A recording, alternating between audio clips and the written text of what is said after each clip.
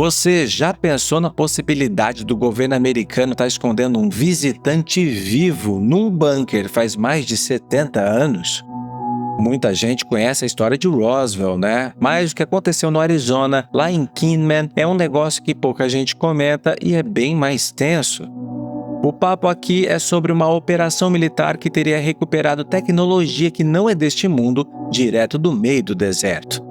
Esse evento mudou completamente o que a gente sabe sobre a ufologia no mundo todo, né?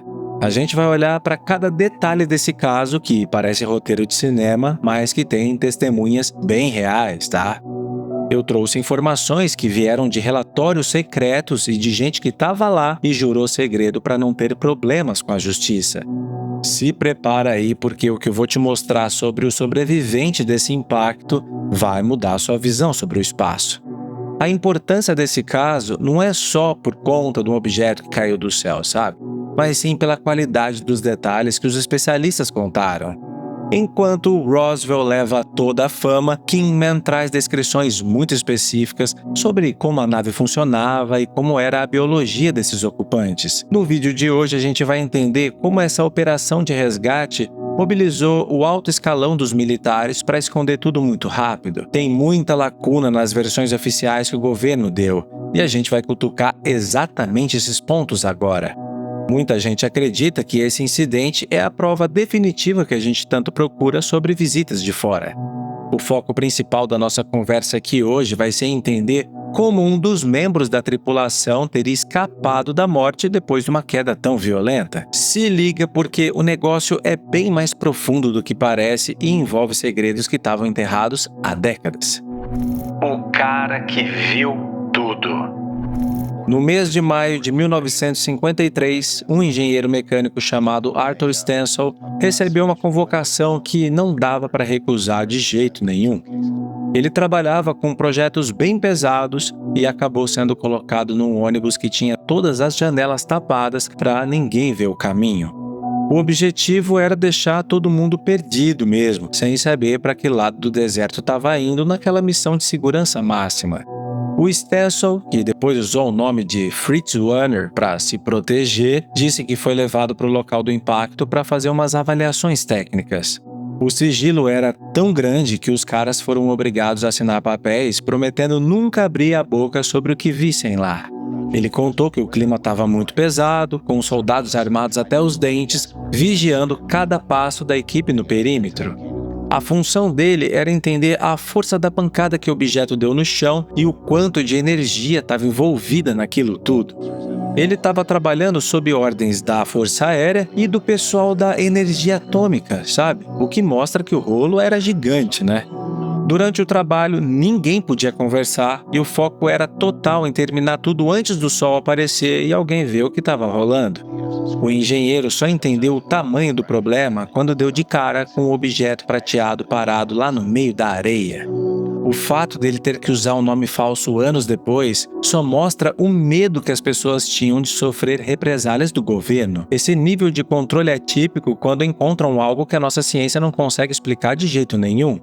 E o que ele viu na estrutura daquele objeto deixou todo mundo intrigado, sabe? Um disco de outro mundo. Quando ele chegou perto do local exato, viu uma nave em formato de disco que tinha uns 9 metros de diâmetro, o que dá aí, mais ou menos, o tamanho de um ônibus pequeno.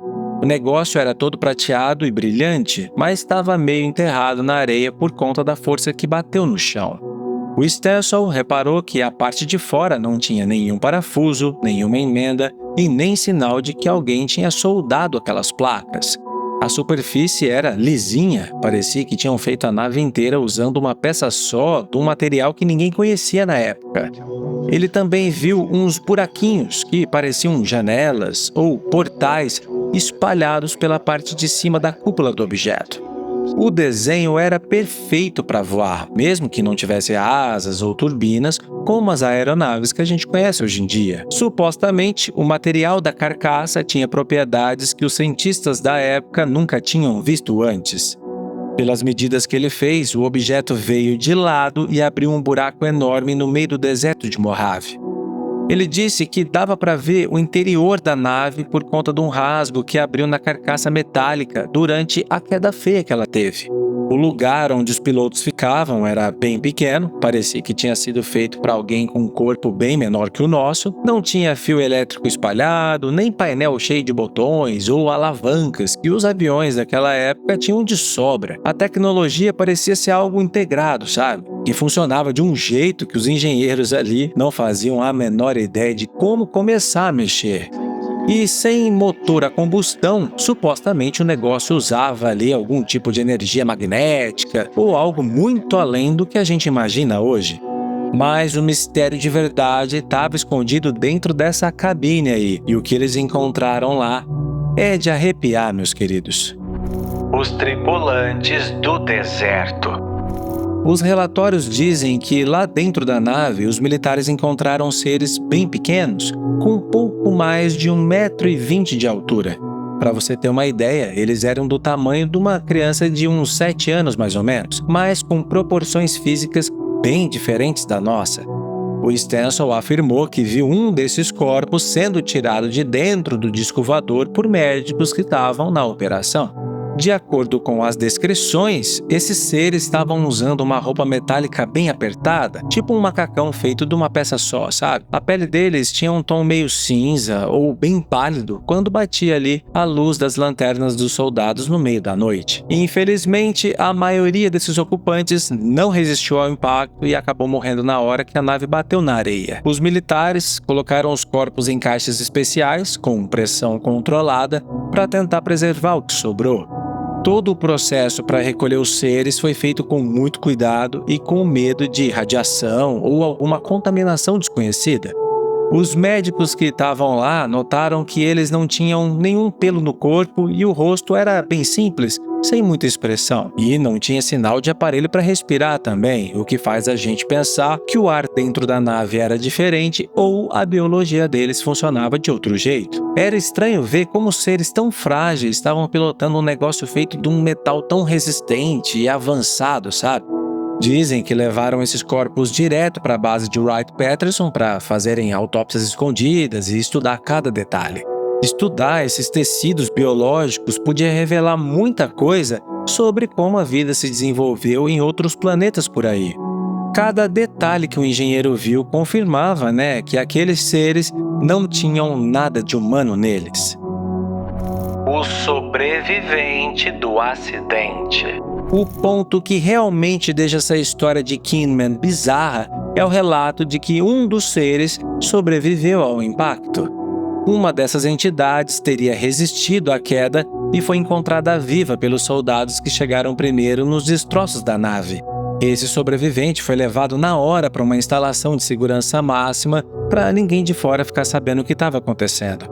Ter um visitante vivo sob custódia seria o maior prêmio que a inteligência militar dos Estados Unidos poderia conseguir em toda a história, Provavelmente, esse ser foi usado para explicar como a nave funcionava e o que a espécie dele estava fazendo aqui na Terra. O governo deve ter gastado uma fortuna para criar um ambiente que imitasse o planeta dele, para manter o bichinho vivo, E isso explicaria por que mantém tanto segredo sobre esse caso, mesmo depois de tantas décadas terem passado. Algumas fontes dizem que a conversa com esse sobrevivente não era feita por fala, mas talvez por telepatia ou alguma tecnologia de interface. Supostamente, ele passou dados importantes sobre as bases deles e sobre como outras naves monitoram o que a gente faz por aqui. Essa captura transformou o caso de Kinman numa operação de inteligência biológica que a gente nunca viu igual no mundo. O ser vivo era a peça que faltava para entender não só a viagem espacial, mas o interesse deles nas nossas bases militares. Se isso for verdade, o encontro em 1953 foi o primeiro passo real de uma diplomacia secreta entre a gente e o pessoal de fora. O que aconteceu com esse sobrevivente, no final das contas, ainda é um mistério muito grande que ninguém quer revelar. Muita gente acredita que ele viveu por anos escondido em bases subterrâneas perto da famosa Área 51. O incidente de Kinman continua sendo um dos episódios mais protegidos e curiosos de toda a história da ufologia até hoje. O destino final da nave e do suposto sobrevivente ainda é um segredo de estado guardado por muita gente poderosa.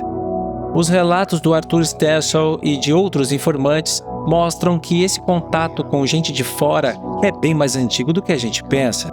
Se tudo isso for real, os humanos tiveram acesso a tecnologias incríveis e mentes de outro mundo faz muito tempo. Os militares parecem ter segurado tudo isso para garantir vantagem tecnológica durante os anos de guerra. Bom, a gente vai continuar de olho em qualquer informação nova que apareça para desafiar aí o que dizem nos livros de história, tá? O deserto do Arizona ainda deve ter muito segredo enterrado que as autoridades preferem que a gente nunca descubra.